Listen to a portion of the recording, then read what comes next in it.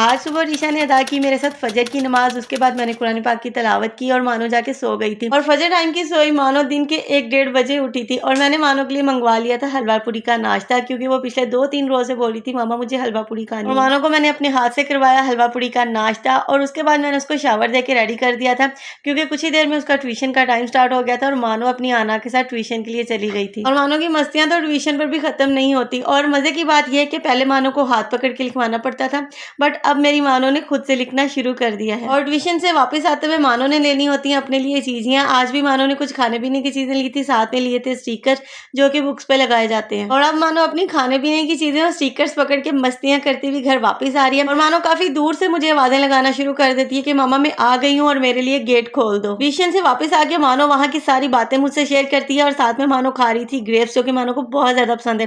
कल रात मामू मानो के लिए ग्रेप्स लेके आए थे, अब वो मैंने ठंडे कर दिए थे, मानो एंजॉय करी है। और रात को मानो चली गई थी मामू मानी के घर लूडो खेलने के लिए। और लास्ट ईयर जब इसके पापा अमेरिका से आए थे तो ये उनके साथ भी बहुत ज्यादा लूडो खेला करती थी। बट मजे की बात यह है मानो को तब भी लूडो खेलनी नहीं आती थी और मानो को आज भी लूडो खेलनी नहीं आती। और रात के डिनर के लिए मैंने सबके लिए बना ली थी मूंग मसूर की दाल, साथ में मैंने राइस बॉईल कर लिए थे जो कि बहुत मजे के लगते हैं। हमारे घर में दाल चावल सबको बहुत पसंद है। भी लोग का नेक्स्ट पार्ट देखने के लिए मेरे चैनल को सब्सक्राइब कर लें।